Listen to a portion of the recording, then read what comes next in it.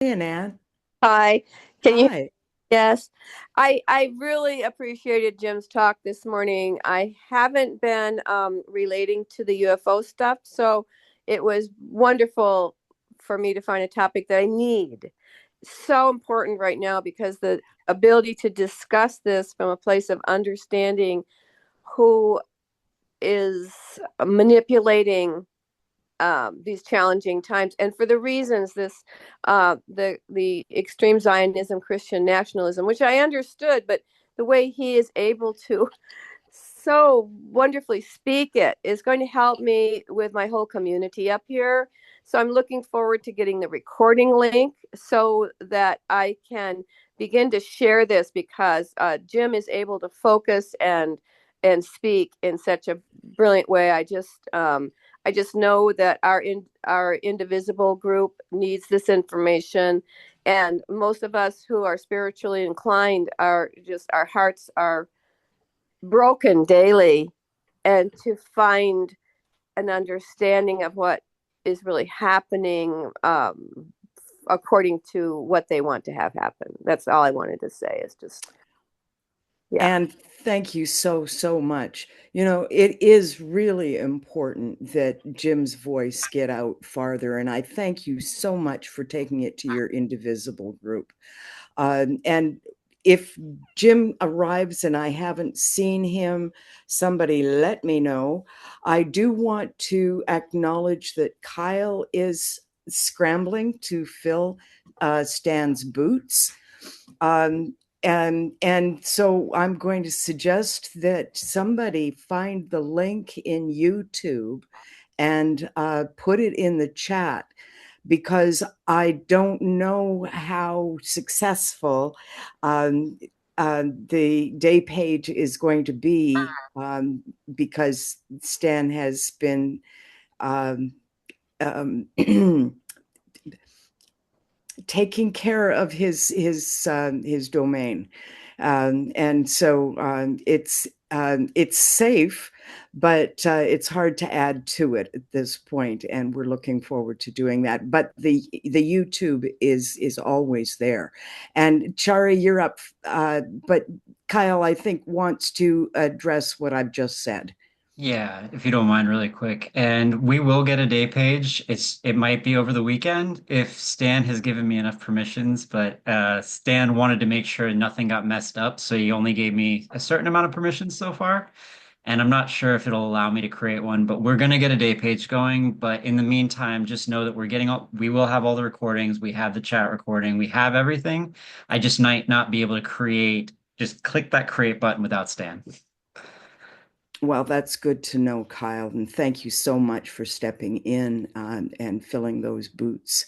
No Uh, problem. I love you all and appreciate everything you're doing, and it's definitely given me a massive appreciation for what Stan has pieced together over all these years. So it's a huge thing you all have done. I'm so grateful to have your attention, and I know that Chari's question is for Jim, so I'm not rushing to bring her in yet because I don't see Jim yet. Um, and but I do want to say how much I appreciate the youth of today being influenced by mom to come and be a part of what's going on here.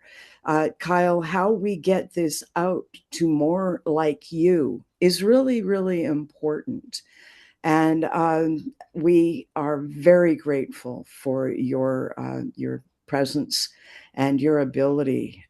Kyle has untapped brilliance that we are going to tap vigorously as we go forward. Um, so I did see that, Anne, you had your hand up again. Was that a It's just quick to say that that link has been to YouTube has been put into the chat. So I've just copied it to my emails, and I'll just leave it at that. Please look in the chat for the link that Franz put in, and hopefully that will give us that recording. Thank you. so much. Perfect. Thank you And, so much. and Shannon, Jim is with us right now. I see him Okay. now. Thank you so, so much, everyone. Jim, welcome to the after chat of day 1123. That's the gateway to the path forward. I thank you so much for being here. And Chari has been holding her question until you arrived. So come on in, Chari, and then we'll hear from Rick after you're finished. Activate your mic. There we go. There you go. Hi, Jim. This is Cherry. And I loved your talk. Thank you very much. But my question is a change of subject. I want to know about Taos. I want to know what happened with Bertie Dworsky and your UFOs and ETs, and how did that go? I was hoping to hear stories from the edge. Taos was exciting. We were there from Thursday to Sunday. We had about 35 people.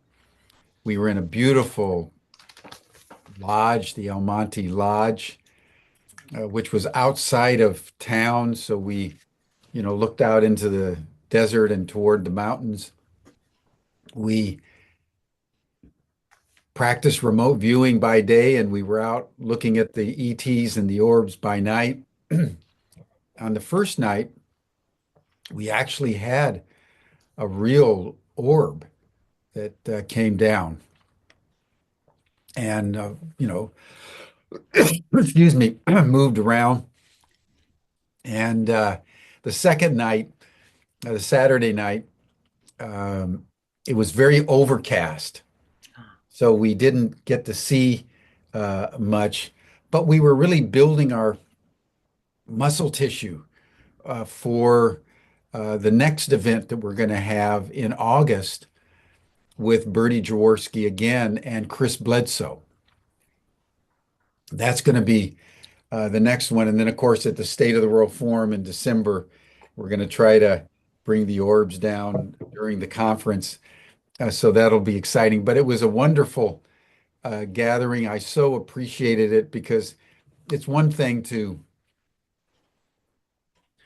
communicate via Zoom, which is a wonderful technology, but being in person and being able to eat together and give people hugs in the morning and just take walks and interact with each other in a physical proximity was a wonderful, wonderful experience. So it was a great event. I think enjoyed by everybody. And Bertie was phenomenal. He's a true world treasure, Bertie Jaworski. Good. Thank you. Great question, Terry. Thank you so, so much. And next is Rick. Come on in, Rick. One's a very short question, but I'd like to follow up with the first one is I understand you're hosting a conference in December, but there's also a website that you're promoting. I don't know if that website's available to look at yet. That's one question. That's a quick, easy one. And Sharon, if you know the answer, you can just pop the link in if it's available. The website should be going up momentarily. We're having challenges getting the registration button. Everything's done. As soon as we get the registration button completed, we will have it live, hopefully within the next couple of days, certainly by I think the end of next week. Okay, that's great. The follow-up question is, as you were talking, I was, as per usual, I was impressed with your eloquence. And what it reminded me of was a talk that Obama gave a couple of days ago about Trump's unfitness to lead. It's a brilliant, eloquent talk. Every word is measured. It's unbelievable stuff. But the problem is that those talks don't reach everyday Americans.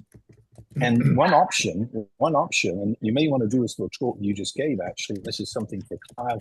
It's so easy to use, but if you haven't used Notebook LM, you can take your talk, your link to that page, put it in, and it'll give you like a 10-minute overview of the talk in everyday language. So we need to have multiple methods of communication because not everybody reads, not people don't listen to an hour, session.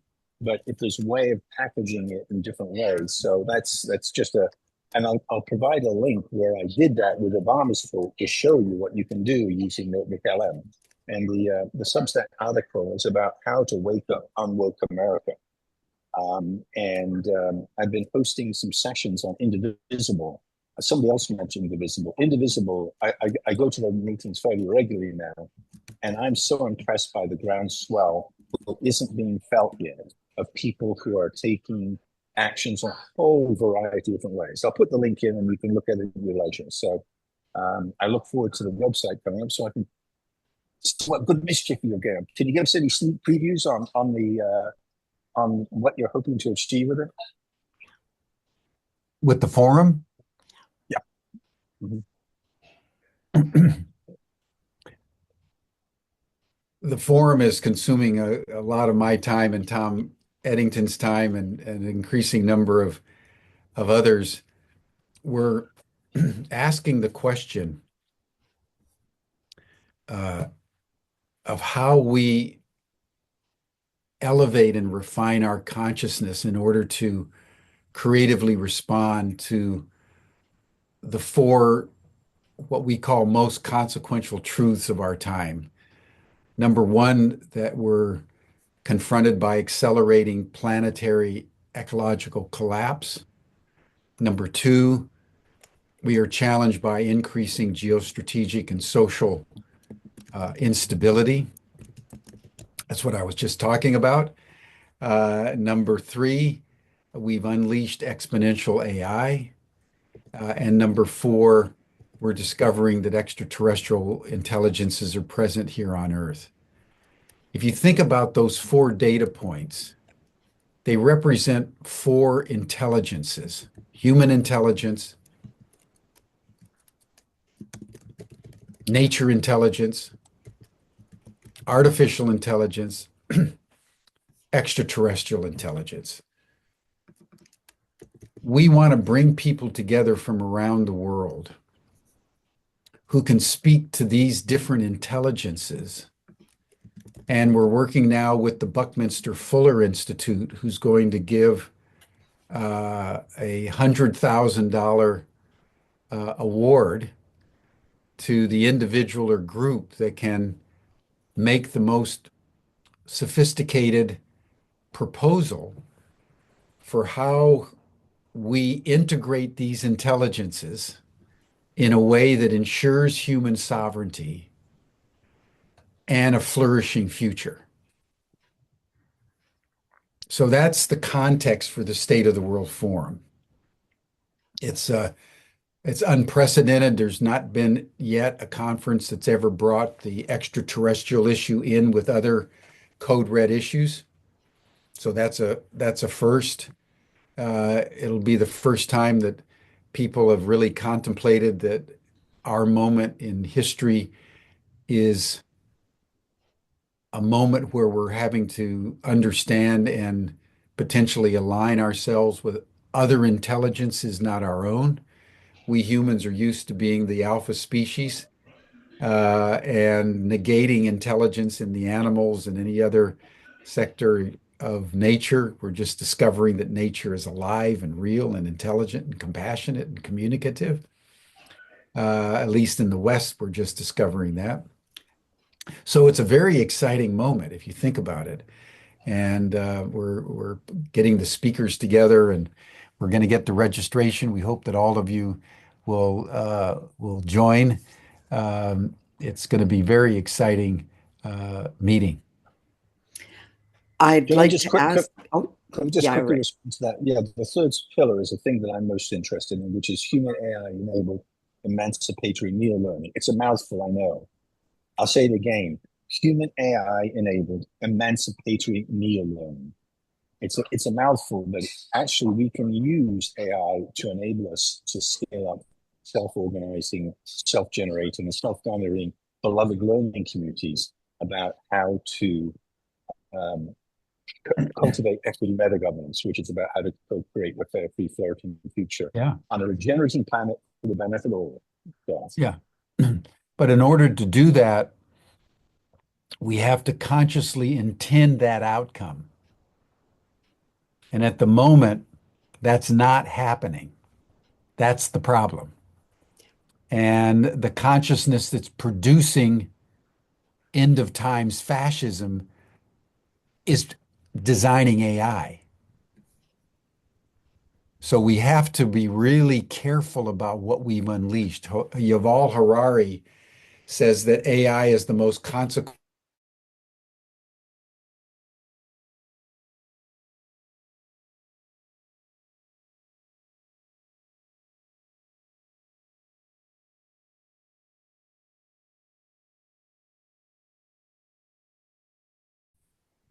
And so I agree with you absolutely, Rick, that that's what we should be doing.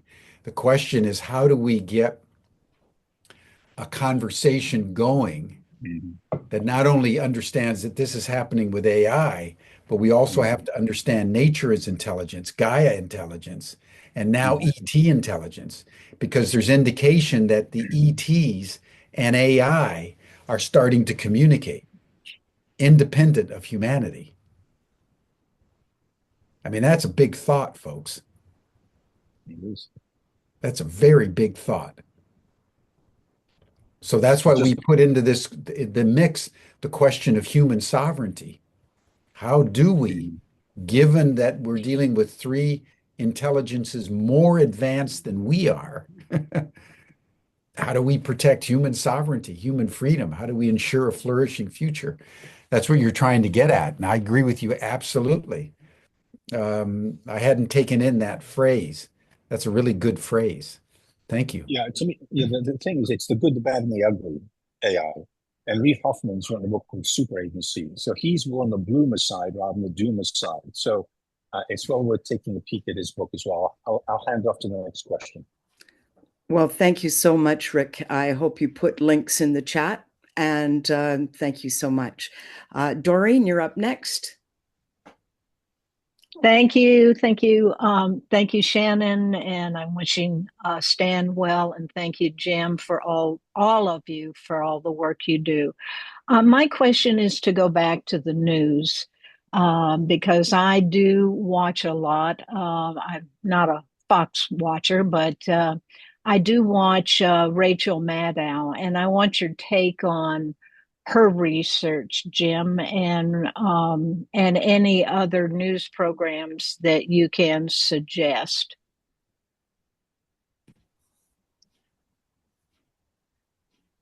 I think Rachel Maddow and MSNBC, is obviously motivated by a critique of Trump. And I Mhm. think at that level, they're worth watching. I think on many issues, uh, I myself find them uh,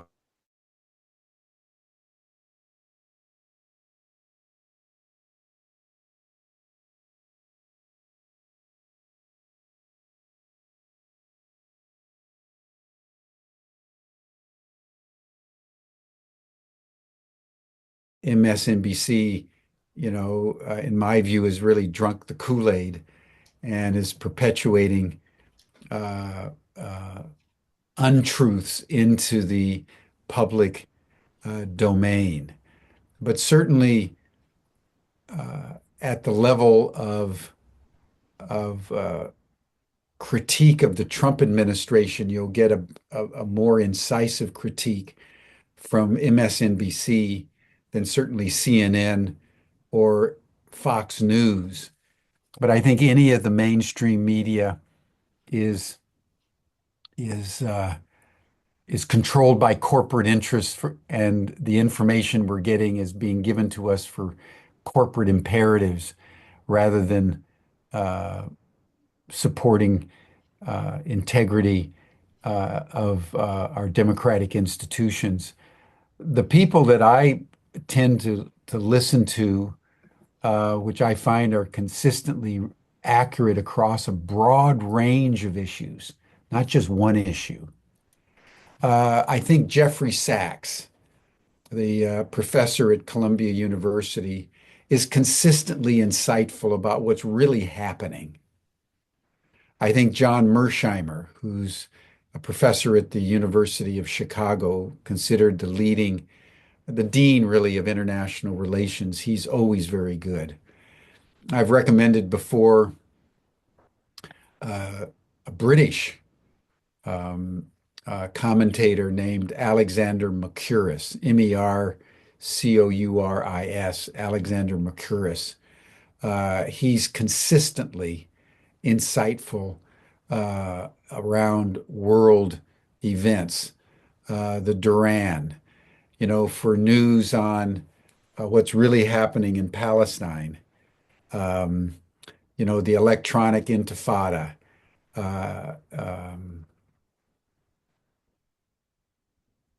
Al Jazeera, MSNBC. You're not going to get what's really going on in Palestine because they support what the Israelis are doing.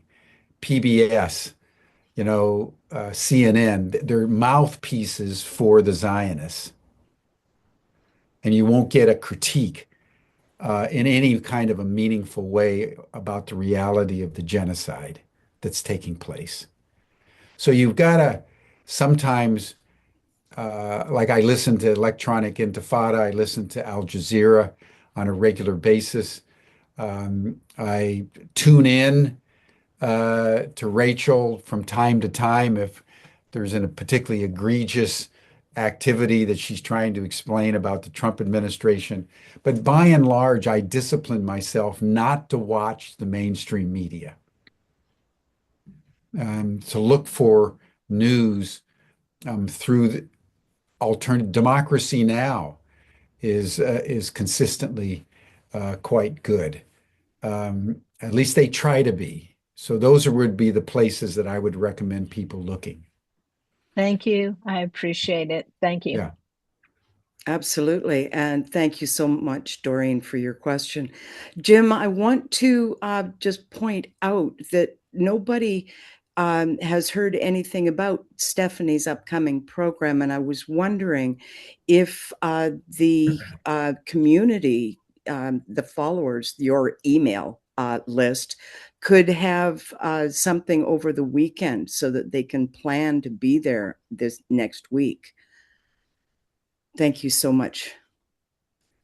Yeah, we'll take care of that today and we'll try to send something out. I know she'll appreciate it. Thank you so much. Kurt, come on in.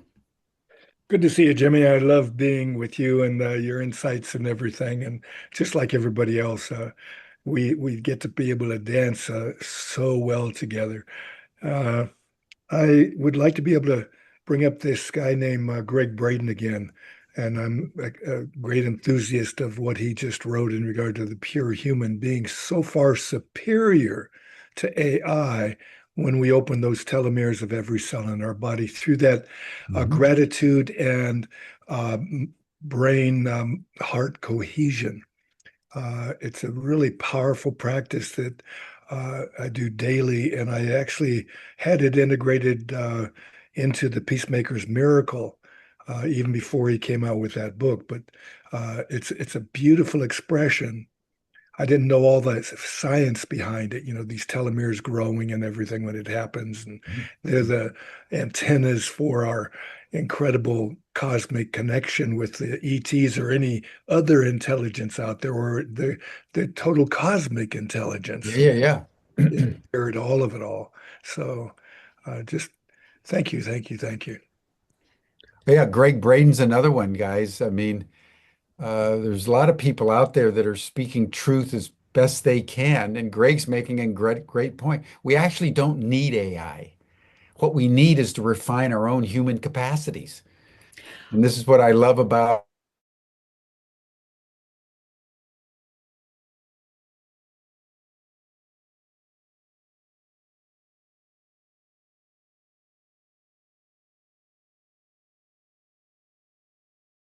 because we don't have to remember them anymore. Hundreds of phone numbers we used to remember and so on. Yeah. And that's one of the things obviously he brings up in his book. And we know that I've been a physical educator all my life and in sports psychology. So when this body doesn't work, my body doesn't work so well because I had to have these operations and this laying around for so long. And now I'm getting back into shape because I've been actually hanging out with Carolyn Baumgardner a bit and getting some of the immersion practice that she offers so that we get connected with our own true self in a way that I've never been connected except when I'm in meditation. And it's become much more conscious as I'm going through this practice that we've developed. So Yeah. Well, thank you, Kurt. Thanks, Kurt's Kurt. making a real point. They're strip mining the world and they're strip mining our minds. Yeah. Undermining our minds. The more dependent we get on AI, the more dependent we get on social media, the more dependent we get on our electronic machines, the less we're cultivating our own interior. I mean, like when I was in college, you went to school for a semester. Now the kids can't even concentrate for a semester. You got to put everything in sound bites, because we're losing our capacity internal because it's all being done for us by our smartphones. I mean, it's a blessing and a curse at the same time. It's definitely a blessing and a curse, both, Jim. I agree. And yet, if we didn't have the technology, we wouldn't have us. This community has changed everybody's lives for everyone involved. And the State of the World Forum would not happen if we were not doing what we're doing. So we need to use our tools, not put the knife back in the drawer. Good point. And I have to say that I thoroughly believe that all of this is written outside of time, and it comes out good. I'm counting on it, Shannon. Yeah, and I absolutely believe that Mom is guiding us down the path that is that holds us all in a good way. And Rick, you're up next. Come on in. Yeah, thank you very much. I wasn't expecting to get a second turn. I'm glad nobody else is jumping up because anyway, yeah, I'd like to, but people will. I just want to put a slightly different perspective on what Jim and just Kurt said, because I have a different perspective, and I think we need to have a diversity perspective, which I know you embrace. And that is, what I'm hearing is a sort of reductionist orientation to AI. There's no question there's the bad and the ugly. The flip side of that is the good, and that is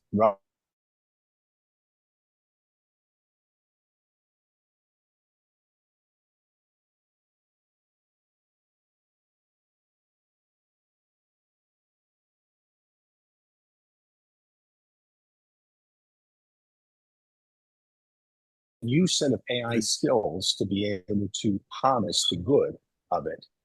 And I've been working this for some time, and I'm just blown away by, as you get more sophisticated doing the prompts, that you can make connections that you would never make.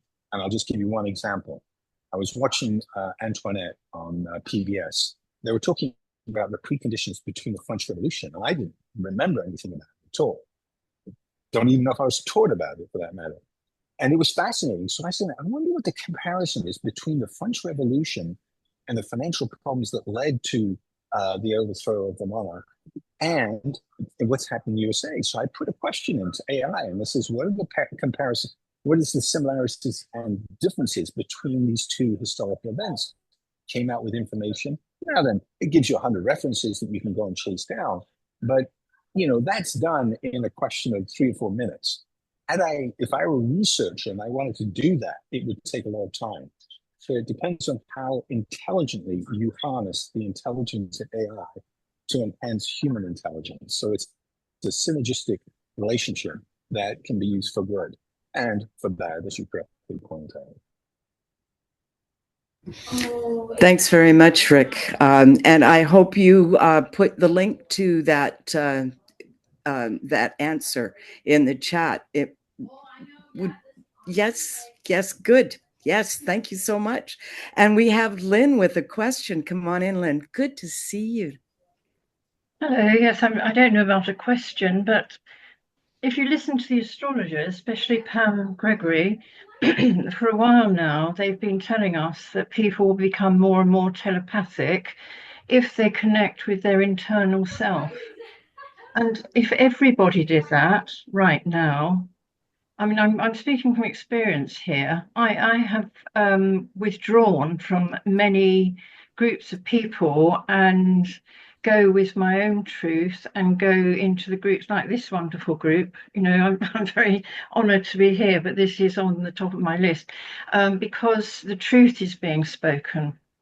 And if people don't listen to themselves and find their own truth in their heart, it's the heart intelligence we should be connecting with now to bring us into our truth, and that truth will radiate out to other people. And when you're in that vibration, as I put in the main chat, you know, if you're empathic, it softens your own heart and it will soften people around you and help them to be with themselves instead of, you know, scratching around, trying to find things to do and never be happy. So I just want to bring that in because we keep talking about listening to AI and listening to this and listening to that. We need to listen to ourselves and trust ourselves. Absolutely. Absolutely. Yeah, trust. Yeah, that's what I was saying in my closing remarks about truth and community and doing good in the world is we've got to, you know, they're strip mining us. You know, as I was indicating, and your point, Lynn, is absolutely important. Absolutely important. Because everything we're being told is taking us outside of ourselves for normative value. And we've got to bring our attention back into our interiors and not be either befuddled or distracted. Absolutely. Completely agree. Thank you so much, Lynn, for bringing that in. It's foundational, fundamental to what needs to happen. And thank you. Pam and then Kyle. Come on in, Pam. And then I'm going to have to run off. Shannon, I got to get You into San always Francisco. do that to us. Darn you. Come on Jim, in, before Pam. you go, I want to Yeah. agree with you about nature, and that is really something important to me because I do work with horses and people, and I see how nature talks. And what I do see is how working with the horses reduces the body armor of humans. They will come in. I work in a rehab program 1 day a week with horses, and the change in the people is enormous working with the animals and nature. So, and what really brought me into this conversation is that I didn't do AI on the French Revolution, but that was one of the first things that came to me is that this time is very like that. And I think if we pay attention to our own intuitions and our own knowledge, I also, Jim, like Richard Dolan, I think we need to be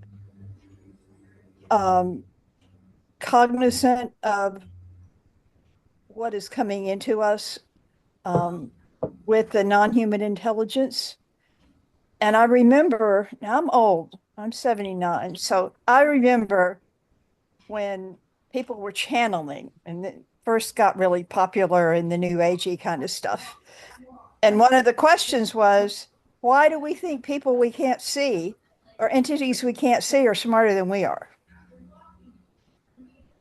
How do they know, and how are they more spiritually smarter or wiser than we are? And so I think that's a question to be asked. Well, there's no doubt that you're asking a profound question. I think the humans have potentials. I think the challenge for us is we're in a culture that's not supporting us in developing our inner human potential. It's concentrating on the machines and the technologies around us that are getting smarter and smarter and smarter. and we're being sort of dumbed down. So there's this inverse ratio that's taking place that I think we need to be aware of and concerned about. Correct. And I can tell you that in 1995, I had a really weird experience where a deva of a horse came to me and said, "Will you help us?" And I had no idea what that meant. I was raising horses, I loved them. And now I helped establish an association that teaches people how to take the equine assisted work into the corporate world, Right. where the horses are Right. teaching people how to be leaders. So nature is speaking if we just listen, Jim. Totally. Totally. And that's going to be one of the main areas of focus at the State of the World Forum is understanding nature intelligence. And that's Absolutely. wonderful. Yeah. And absolutely. I love that Sean, whose last name I can't say very Esbern well. Hargan. That yes. I love the study that he has established in California. Yeah. Doing And great work. so, that I want to share with my community. So thank Yeah. you so much for that, and have a wonderful day. Yeah. Thank you. I'm really looking forward to the State of the World Forum, and I've got people that need to be included in that, Jim, and you're going to get some emails from me. But here's Kyle. Come on in. Yeah, thank you, Pam. My wife's background is also with horses and then later with dogs for her own purposes, but then therapy and rehabilitation, and I agree with all that. But I kind of in that vein wanted to ask Jim, I'm almost 40, and I'm one of the few people my age that have been paying attention to a lot of this, and that shocks me. Georg and I were kind of talking before the program that I feel like the burden of proof has absolutely shifted, and not very many people are recognizing that. So I was just wondering your thoughts on how to get not the youngest involved, but like a younger generation who's just worried about raising their kids and paying their bills and, making sure they have groceries. How do we get them re-engaged with these topics that are mind-blowing and world-changing? It's I don't know the answer to that, Kyle. I have two sons in their mid-30s. They basically don't watch the news because they just don't think they can do anything about it. I meet more and more people who intentionally are basically just dropping out. They don't think there's anything they can do about, like, for example, the 5G phones that are out there. They cause cancer. When I say that to my sons, they say, well, everything causes cancer. When you,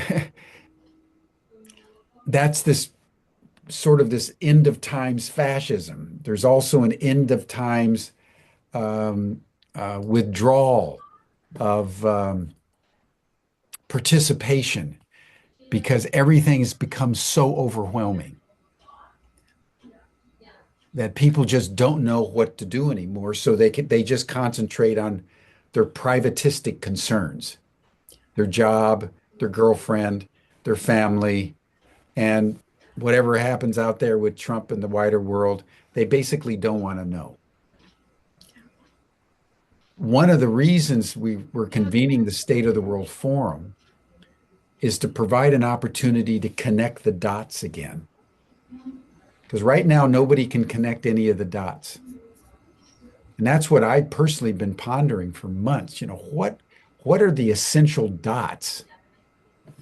Planetary ecological collapse, geostrategic instability and chaos, exponential AI, ETs on Earth. If you think about those 4 data points, you've got most of what you need to know about what's happening on planet Earth right now. Right? And then when we did that, then as I said before, then all of a sudden you realize there's 4 intelligences we're dealing with now. And I can't tell you how many people have said, oh, wow, I get it. That makes sense. In a world where they've lost the capacity to make sense. So part of what we're trying to do with the forum, and I've told my boys, I want you at the forum. I want you just to be there for a conversation about what's real in our world, right? And we're doing as much as we can. In fact, we had a great meeting with Nina Meyerhoff, who many of you will know, yesterday, who's going to start organizing youth groups from around the world to come to the forum, precisely for what you're saying, Kyle. And by the way, while we're on Kyle, I just want to thank you again, Kyle, for stepping in to support Stan. No problem. I really respect everything y'all have been doing. Like I said, I don't have the words you have for a lot of these topics, and Ubiquity and Humanity Rising seems to be the only place talking about connecting these dots. So I just am so happy I found y'all. Well, we're glad you found us. Kyle, when We found you. when I was with Spiritual Frontiers and learning about Findhorn Garden and all those things, we had people when I was your age that kind of laughed at us a little and said, "You think you're the first ones that knew about this?" And they were all my age now, and so and I wasn't the first one that knew about it. There were a lot of people from England and Findhorn and all those people that were being touched by so much.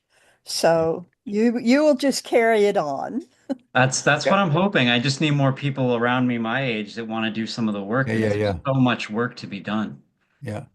You know, before I jump off, because I've got to get into San Francisco, so I apologize. I want to just note what Kim put in the chat about the importance of elders. You know, those of us who've been to this rodeo before, or as they say, been around the block a few times, need to really nurture our young people because we do have the memory, we do have the wisdom born out of our experience and our failures and our triumphs and our, everything that has come into make up our lives. So I think elders need to support the young people now in a very, very intentional way. They need it. They're lost by design. It's not that they're not paying attention. They're being strip mined by the Zuckerbergs and the Googles of the world who want us to put all of our faith in our machines and lose our capacity. As Kirk was saying, we used to remember 30 years ago, we could remember dozens of telephone numbers. Now I don't even know, I know maybe 4 or 5 telephone numbers, but I don't even know anything about most of the people that I know because I just Google it. I just push the button, right? So we're all in this. We're all in this. And that's why the comments that were made earlier about going back inside, relying on our own inner wisdom, relying on natural law, don't being bamboozled by technology, whether it's a smartphone or AI, is what's going to give us the capacity to use our smartphones and to use our AI in the right way. Right now the machines are becoming our masters. That's the matrix. We're watching it all around us. We're surrendering to the machines. And we need to regroup and regalvanize the extraordinary capacities, as Greg Braden is saying, of our humanity. Because potentiated humanity can deal with anything, any other intelligence in the whole universe. But stripped of our sovereignty, we become slaves. Yeah. So thank you, everyone. Love you dearly. We'll see you next week. Thank you so much, Jim. Bye-bye. Zoom in peace. Bye-bye. Zoom in peace indeed. Thank you so, so much, everyone, for welcoming Jim in such a beautiful way. And Rick, you're up again. That's the third time. Boy, are you ever a lucky man. I am a lucky man. I'm just grateful that people are in such a contemplative state that we're taking things in so much that allows me to do that. So, but I want to build on what something that I was talking about, which is how do we design intergenerational lifelong learning processes? And we won't answer that question today, but we have to have the intention to do that. So for that conference, you might have a system whereby if you bring father or son, somebody in your family of a different generation, that there's a discount for it, something that incentivizes people to bring other family members to the event because it all starts in the family. It's Mother's Day coming up, and my mother was the greatest influence on me because she taught me about equity and equality, more about those two topics than anybody else without even mentioning those words. So, we have the family is the crucible for this. And if we don't focus on that, then it's very difficult to cultivate beloved learning communities to create the sort of future we would like to have. And we're falling short, aren't we? Rick, I love that idea. Absolutely love that idea. To have a forum, but also have events where you have to go. You're only going in if you bring a family member. So, but the discount to have because you brought a family member, man, I would love to bring my mom. What an incentive that would be for her to get healthy and able to move around, to take her to Washington with me and have, a discount of half off if you for the bring a family. Yeah. Yeah. Oh, what a lovely idea. Thank you, Rick.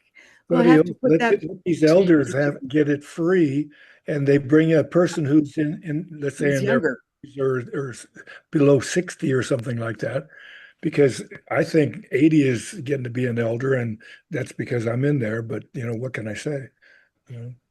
Yeah, well, we should brainstorm some really good ideas on how to include our younger generations, the 40s and under. Get them to design it. That's well, the key, is getting them to be part of the big design process. When do they have time to do that, Kurt? They're busy with their kids and their jobs and all these other things. So I think it's the right idea to have us elders design it, but we need to make it so that they want to be there. Oh yeah. And can be there, because of course the money issue is a big issue. So we have some hands up, and I want to say thank you so much for putting your hands up. Let's have you, Vivian, first, and then Hyacinth, and then Sue. Yes, I was in the chat. I was putting things in there, such as doing things locally, and Kurt was gracious enough to give the link to the Kat, who's one of my colleagues in the Climate Reality Project, about the Rotary Club. So I have decided to join. I ran for office in North Carolina, the North Carolina House, and I, have tried to be. I was the Democratic Party chairman 10 years ago for my county. I am trying really, and it's a very red county, very red. So I am trying to work locally, and I call it circling the wagons. How I feel about it. I feel like we need to be in community with these young people, right? And helping them get jobs. And one of the things in the Rotary, I went to the district conference that they talked about getting young people is at 50. They're empty nesters. They, their children have gone off to college. And so trying to get them in these local groups, but I join everything. I am in the local Kansas City Barbecue Society, with these guys that are trying to cook. I'm with the vegans. I go to meetups for UFOs. I go to everything, and I am bold and pray to the mother in front of God and everybody. But they say, this weird lady, who is she? I am running for office. I was an engineer, and I've been with Ubiquity since 2014, going year after year to France, and I'm going this year. So I totally go with your local, I just say, look people in the eyes. It's very hard to fight There's something about that if you're, next to a breathing person. I'm a member of the Chamber of Commerce. We have 6,500 people in my community. There's nobody here, but they all know me. And they now what are you talking about, Vivian, today? What, just kind of thing. But I'm with Rick with AI. I think it's very powerful, but I think one day it's not going to have electricity, so we can't depend on it. We have to come up with some things. But anyway, I just wanted to, voice these things out loud that we really need to work with our local community. I have a writers group that meets once a month at my house, and we talk about books, and young people come, and we go to movies, and just I love this thing that Cherry just wrote about Grandparents Week and weekend. Go to your, contact your alum, your alma maters, I go to that, I give to that, I go to just go everywhere local. That's what I think. And it's exhausting, but it's a lot of fun too. There's so much music out there you can go to with, my husband's a musician, and just your network is just right there. So just Vivian, go to the international one in Calgary. It's in June 21st. I've got it on my calendar, but we're going to Europe. I'm going to listen to Veda Austin and Jordy Bertie Jaworski. Bertie Jaworski in Chartres. I'm going to be there, and then so it's like I have to have community. This community grounds me. Yeah. And then, like Lynn Brody was saying, I have to have nature. So we live on a farm. I have to have that. I have a friend who's a medium that helps me with animal communication and whatnot. So I have to have this grounding. But when I go out into public, I'm not in the job market anymore. I'm 65, and I can say anything I want to because I'm not going to get fired. So I just give them the full Monty about that's not what I fell into the mother when I was in Chartres, and we have a sacred labyrinth on our property and invite people to come. I'm just as many communities join everything and get the young people involved. That's what I'm trying to do. So I'm in awe, Vivian. I am absolutely in awe. I was at the Chamber of Commerce before breakfast meeting at 7 o'clock on Wednesday, and the local bagel boss is coming to King, North Carolina, and he's Jewish. And this is such a red community, and he had all these lox and bagels. Oh my gosh, it was wonderful. So, and I took some young people with me. They had actually invited me to come, which I thought was kind of cool. But anyway, that's enough. I fell off my soapbox. Thanks, y'all. Oh, I just love you, Vivian. I love your energy. Thank you so much. I absolutely agree with you, and I wish I could be you. I mean, I'm following your footsteps. The local thing is so important. And my mom tells me, you should go out and get to know your community. And I am so attached to my computer now. It's like a mini me or something. I don't know. It's just awful. And well, it was lovely meeting you in Teotihuacan last year. So yes. Amazing, right? So anyway, thanks. Yeah, I wish I would really love to go to Chartres, and I just don't see how it's going to happen. But I know that you'll be there, and that's very heartwarming for me. Thank you so much, Vivian. Hyacinth, my darling, how are you? Well, I'm managing as always, but very glad to be with you again. Can you hear me? We sure can. Okay. I was just wondering, are we really going to have ETs at the conference? Well, if Natalie has her way, yes. I've been talking to Natalie. Right. Yeah. That'll be the day when so many people still do not believe in ETs. So I hope that will be published when the ETs are there. Yeah, we're going to do what we can to make that happen for you, Hyacinth. Okay. Absolutely. And Sue, how lovely to see you. Yes, it's wonderful to be here and to hear everyone's perspective on this. AI can be a great help. It can also be very frustrating. Like, for instance, instead of Google giving me just the general news, they now focus it on my interests. Well, I don't want that. I want to know what's out there. I don't want to know just what I have chosen and then they give it to me. So it's just really fascinating topics that people have raised. And I think the whole generational thing is really important because, yes, we have our experience, those of us who are older, but we also have a youthful spirit. So what I found is that very often talking to younger people, I have more in common with them than I have people my age, especially in my family. So I was thinking, what family member could I take with me to the forum? Probably just one, and that would be my sister, who would do it to humor me, not so much because she's really believing this. But I want to give a shout out to Greg McManus, too, who was up in Wisconsin at the Contact Modalities Expo and had some really amazing experiences up there. So he's another one in the community that's keeping in touch with this and that has experiences himself that makes this real.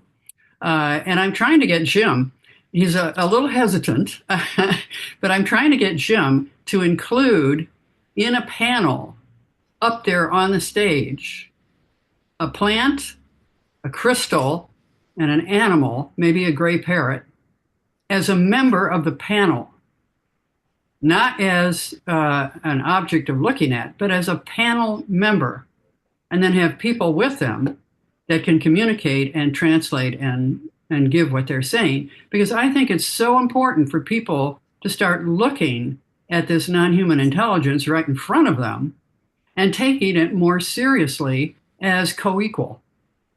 So if they see these plants up there with their little name tags and their little nameplates, and they have maybe a little microphone, doesn't have to be on, a little microphone there, and then a person who can be communicating with them and giving what they say, that is going to start in the mind of people, going to start making it more real that these intelligences are actually there and that they have a deep desire to help humanity learn how to live here without destroying the place, because they know how to do this. And they've had millions of years of head start on weaving this web of life that we depend on. And then in our ignorance, we are kind of ripping apart, not realizing that the person at the top, if the web goes, crashes. So I think the experiences I've had communicating with stones, with plants, with animals, has made it real. If you have an experience, it's absolutely real. If you haven't, it's still theoretical. It's still like, well, sounds like a nice idea. Let me tell you, it can save your life. Okay? When I was in the outback and there was no one around for hundreds of miles, paying attention to what nature said definitely keeps you safe. So if we ask, can we go someplace? And the land said no, we didn't go there. And then later we'd find out there was some problem there or there was some kind of issue. So one case, they were telling us, oh, don't go to that town. It's an Aboriginal town and you'll lose your tires. Before you know it, all your tires will be gone. Well, that's exactly where we wanted to go. So we drove in there, and respect is like the coin of the realm, respect and gratitude. And we had no problem at all with that. You just treat people like people. And what they were able to convey to us is, you go to this place here, you don't go to this place here. They'll tell you go on this highway, don't go on that highway, go on this place, and you'll see something really amazing. And that happened over and over and over again.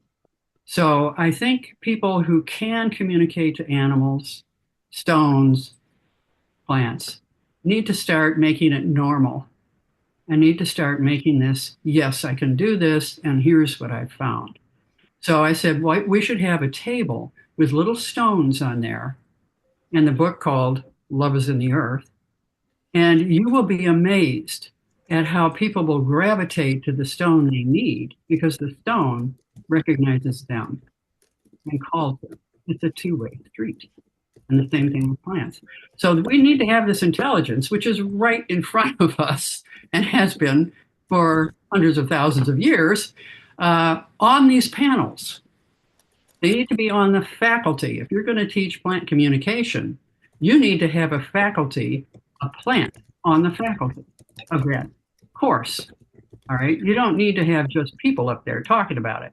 I have a little pothos plant that's so excited about being on the faculty of a plant communication course that I might do that when I turned around and said, "Can you do this?" all her leaves were standing straight up. And it was like, "Oh, yes, yeah." And I looked at the other pothos plants. What about you guys? Nah, we're good. Humans really aren't our thing. As long as you pay attention to us and, keep us up, we're good. I said, okay, all right. So there's this powerful desire among these intelligences to help humanity, the compassion, especially the little stones. I worked with them for a weekend at a mind, body, spirit place.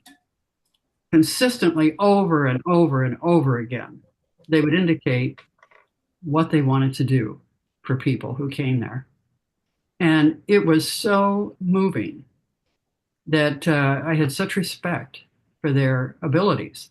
And when you begin to communicate, you'll understand the sophistication of the intelligence you're encountering.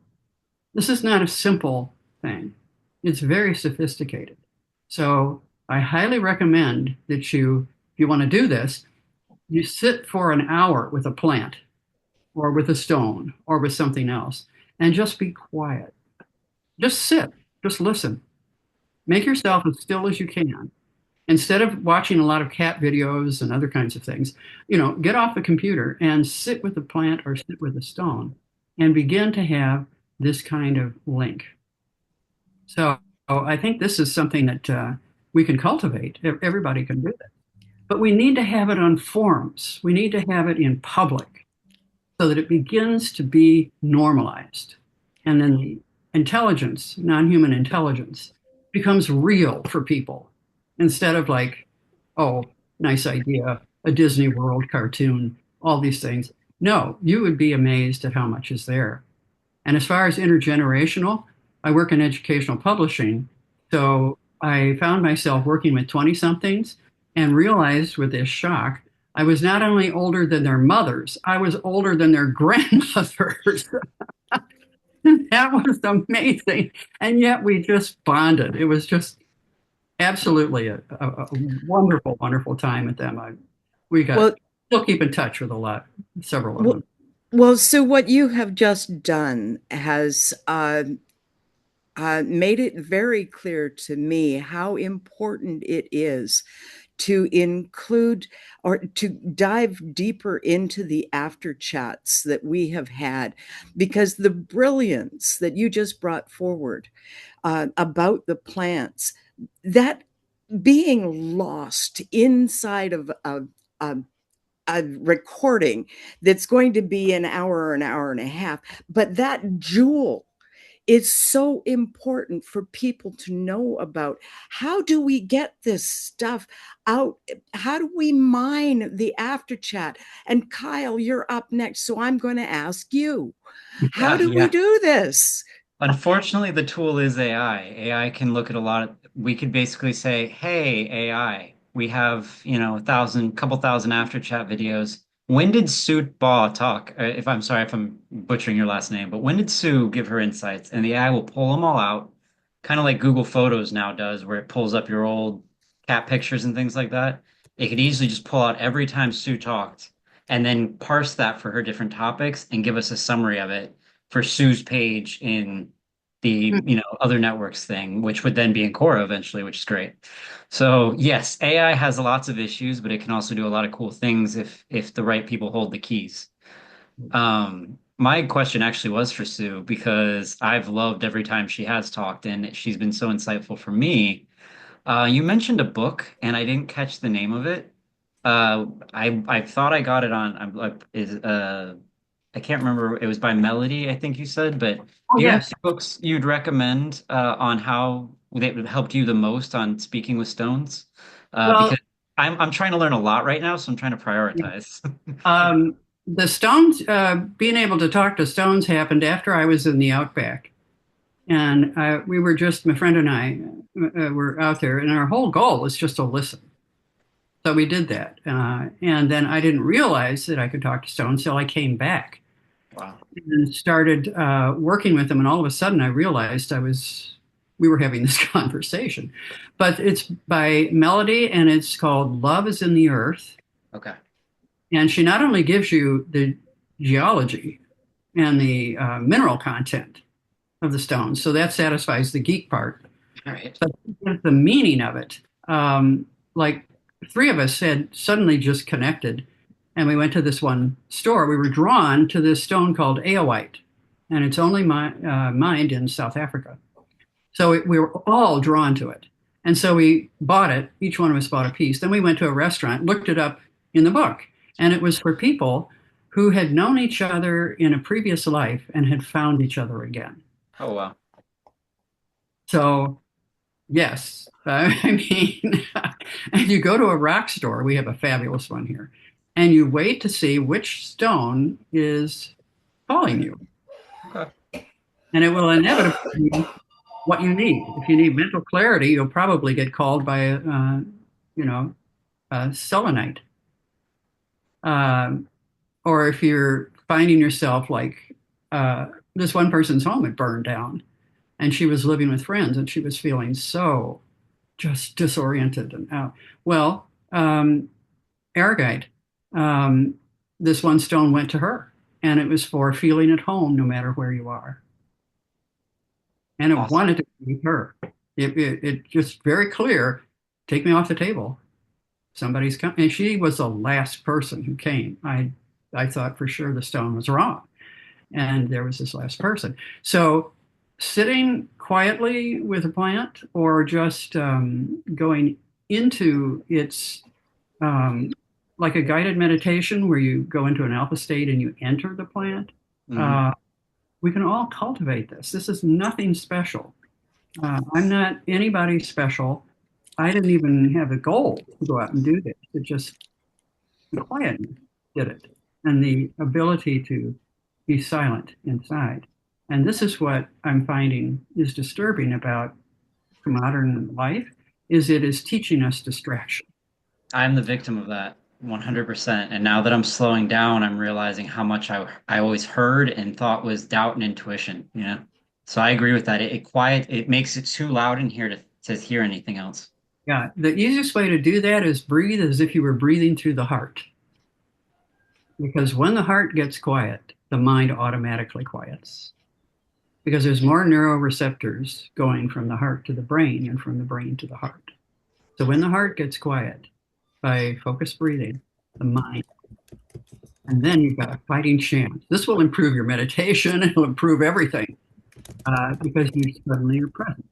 This is why we need more Sue in the after chat. Thank you. That's so helpful. A lot of other people who also, you just put their names in there, and you're going to find gems, and you're going to find a lot of stuff. So, but I've just had so much experience pursuing these things. Like I listen to Moody Bible Radio.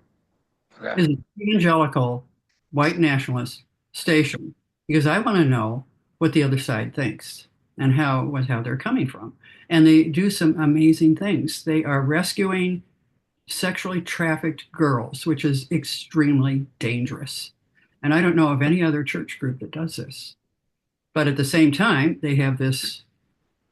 The good and the bad. There's a duality to everything, right? Right. So anyway, that's, but yeah, it's fascinating. If you dip into these other intelligences, you won't believe the wisdom that you can access as well. They are just, plants have been around for 600 million years, animals for 800 million, and the bacteria for 4 billion. Right. So they've got a lot. You don't need bacteria representatives at the panels because they cover everything. They're in us. They're already doing their bit. On us, they're everywhere. So they don't need a representative. No, I love the concept of having non-human representation on any console. And I Yeah, wonder if AI's role is to be that translator there. I don't think so because AI can't You're do. right. It can't do it yet. But I wonder for the uninitiated, for they can't translate because there's a belief problem. No one believes that what you're saying is true without proof, right? They just have to But go do it. yeah, we're gonna have to figure it out somehow. But I think just asking better questions is the Right. beginning, and you help us Now, do that. AI, as sophisticated as it is in some ways, is far, far, far less than human consciousness. Absolutely. And I mean, always will be. would not believe how much less it is. Okay. All right. That's it for me. Thank you Thanks. so much. I appreciate it. I'm gonna drop off too. Yeah, and Melody Thank, is in the earth. I can't recommend it strongly enough. thank you so, so much, Sue and Kyle, for your questions. Hyacinth, you're up next, and then Rick. I'd like just to say two little stories. One is about plants.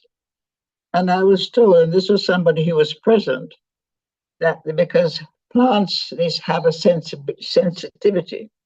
And so there was a group of schoolboys, and they were told to go past this plant and to destroy the plant.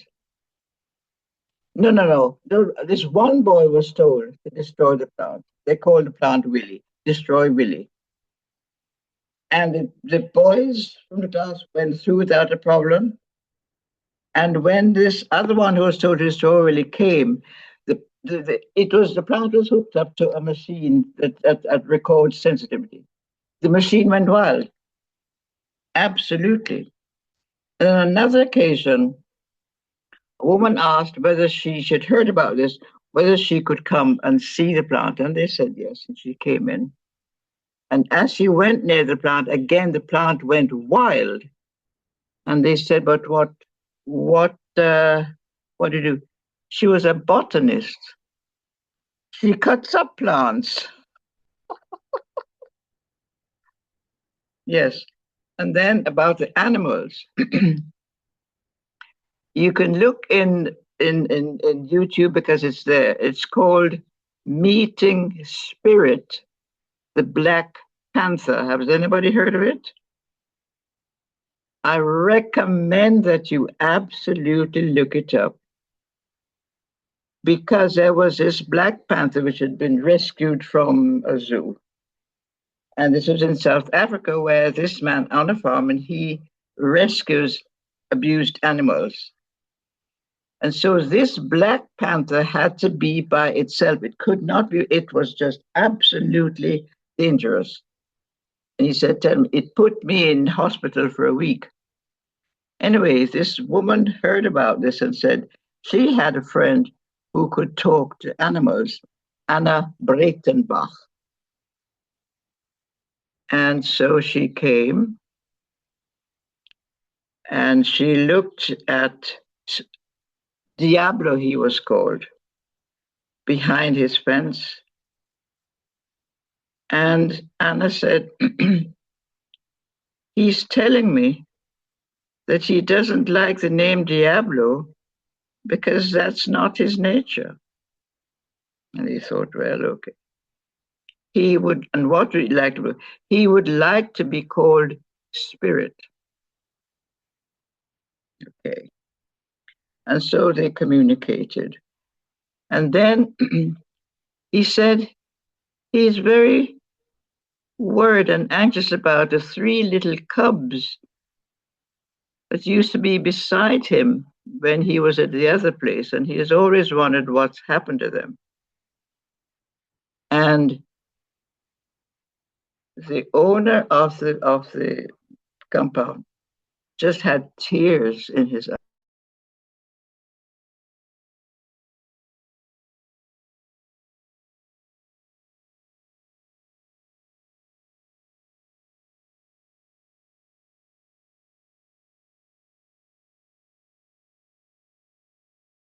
That they're fine. And he said, I am so relieved, thank you. And after that, a spirit could go wherever it was. He was no more hostile and angry. Please look it up. It is a beautiful story, and it's true. Anna Breitenbach, Braytenbach. Very good. Thank you so much, Hyacinth. I put her website into the chat, and I'm familiar with that beautiful story. It is beautiful. Really is. And he's sitting there and he looks so magnificent as if he owned the place. It's really a wonderful story. Absolutely. Thank you so much for presencing. And Craig, I was in Peru and was on a visit to Sacsayhuaman, and I leaned against a large rock, and it was so nice and warm. And I felt loved by the rock. Absolutely, I felt one with the rock, and I felt loved. So that's my crazy story. Thank you so much. Come on in, Rick, and then Sue. I'll be very brief, actually. I put a question into AI. I'm agnostic about whether AI has consciousness. There's a big debate over that. I don't want to spend a lot of time on that myself. The other people have been debating that for some time. But anyway, the question that I put in was something that if you can share with Kyle, which is how might we design intergenerational lifelong processes for human AI emancipatory neo-learning processes to cultivate the virtue ethics of equity metagaming. It's a mouthful, but this AI output will explain what that question means. And I can tell you it's just the beginning. I'm going to go back to that question because as you change your prompting and you can add additional questions, it'll sort of expand the inquiry and generate more ideas. And I regard AI as a muse. It's a partner. It's a muse. It'll never master me. You are the master of your own AI, and the better you master it, the better the outcome, and the better the outputs you'll get. And it's never definitive. You still have to discern it. You still have to treat it as a research assistant. But in a couple of minutes, it generated 120 references, which is far quicker than I could ever do by going to the library. So it's a use for us, for those people who want to try and harness the good of AI. So anyway, I've got to scoot now. But anyway, I'm going to update that link. So if you come back to it, you'll see that there's some more stuff there you can look at if it piques your curiosity.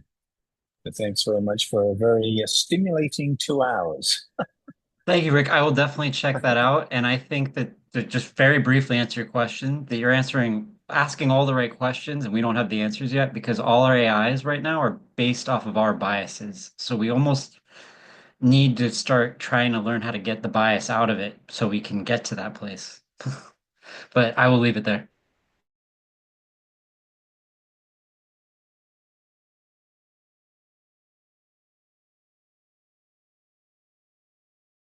Or the complexity bias. To me, it's understanding the biases and then looking at how different biases give you better or less good answers to wicked problems, which are by nature unsolvable because you never get to a final answer. That's the nature of the wicked problem. And we're dealing with a complex web of wicked problems.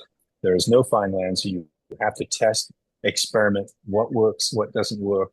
It's a dynamic emergent process and you can't predict it very well. All you can do is look at emerging patterns and seeing whether things are getting better or getting worse. Right. That's the nature of wicked problem.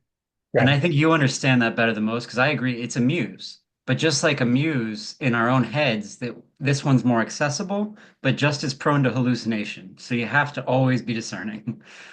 Oh, absolutely. Well, we've got plenty of politicians in a permanent state of hallucination, but that doesn't seem to bother them. So exactly. I think AI does a better job than many politicians. 100%. Thank you so much for your insights. It's wonderful having such wonderful brains around and hearts and people like Sue who puts her hand up again. Thank you so much. Well, just a couple of things. AI, I found, because for me, I'll definitely use a tool. I do a lot of research in history. And for the Encyclopedia Britannica, I do a lot of articles for them. So the interesting thing is you have to fact check AI. And I found as I go through the references they give me that some of them are invented. Or if they're there, the information is not in the article. So it's like AI is doing what students have done for decades. Oh, I'll just make it up. And you want references? Okay, this sounds like a good reference. So the critical faculty of making sure that you're getting accurate information is still on you. I was looking up, do red blood cells have any DNA? Because they have no nucleus. Just to test it. And no, red blood cells do not have any DNA. And right underneath that AI summary was an article from Johns Hopkins saying they have found fragments of DNA in red blood cells. Okay. All right. So things like that you have to be careful of. But I appreciate the rapid response. A friend of mine was designing a course on Tarot, and AI gave her a great outline for the course in about 30 seconds. It's great. That's wonderful. The other thing is, unfortunately, if you rely too much on AI for your research, you don't get those unexpected moments of insight where you see something you never thought of and you want to follow it. And that's one of the pleasures of doing research. So that's kind of out there too.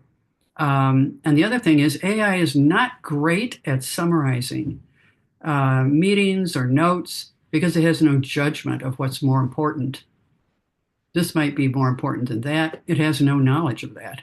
So I did a presentation on how to do educational platforms. And the summary was, Sue Baugh gave an explanation of summary of educational platforms. And that was it. And I thought, well, that's useless. A human being could have done better than that. So again, there's judgment that comes with experience with understanding your topic, understanding your field. So whenever I get any research material, and that is something I know something about, I'll read through it to see, and I'll inevitably find errors in the material. I've been, sorry.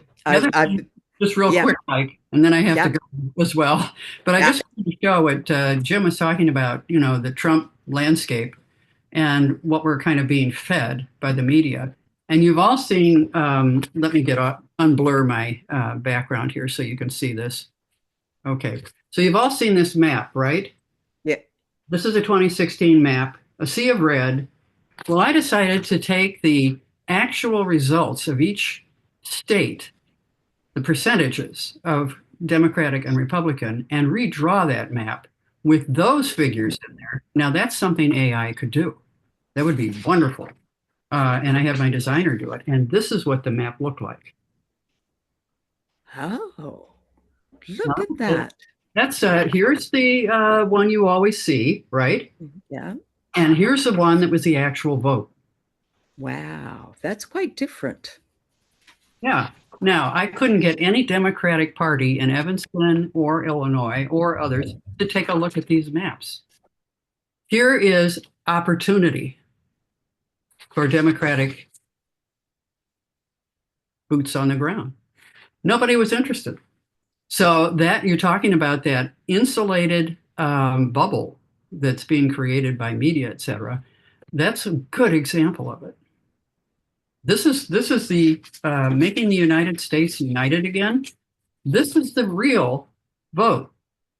And you can see not a single state was all red or all blue. So there you are. That's a good use of AI. To go to you can do it to the AP, has these statistics after every election. Usually it's done by February. And say to AI, create a map with the actual results of all 50 states, red and blue. And you'll get a very different map than if you create it with only the majority vote. So they're telling us a lie that states are all red or they're all blue. That's not true. So that's another way that AI could be useful, and very quickly you could do that. So anyway, I have to go. I have another article to write, for instance.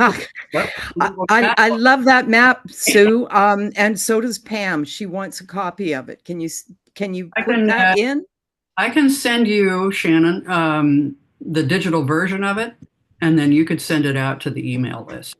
Okay, we could append it to the day page. Yeah, and the 2024 election was virtually identical to that, and the 2020 election was only a couple more states went blue and went for Biden instead of Trump. But wow! And if you've got a paragraph to talk about that, I would love to have that included as well. Yeah. Thank you so much. I got to go. Yeah. Kyle, I'll talk to you offline about maybe some AI stuff that might be useful. Absolutely, that'd be awesome. I would love to learn anything I could from you as well. So great, always great to have you. All right, well, okay. Thank you, Sue. Yeah, thank you, everybody. I love being here. This is one of my favorite places. So, and well, Jim, we love you too. With a gray parrot that read his mind. Have him tell you that story. I've heard that story. It's a wonderful story. I look forward to hearing it again. It's pretty incredible. Okay. Yeah. All right. Okay. Bye. Thank you. This has been a wonderful after chat. It's 10:23. I don't often look at the clock, but I am watching, Mom show up over and over and over again today. It was episode number 1123. I see that as a gateway to the pathway to the future that holds us all in a good way. And now it's 10:23 when I look at the clock. That's Mom winking at us. I just want to, say how much I appreciate you all for your expressions of love for Stan, and your expressions of love for each other, and the community that we have here. What's going on in the world is the compost for what we are growing here and in many other places, in online and in our local places. And spend some time with the people around you, and bring them on here, and we'll have some fun with them. Because, man, we open minds here and we open hearts. And I'm just so thrilled to be a part of this community and to have Stan as a co-creator, and to have other networks so full of such amazing wisdom that Jim brings to us.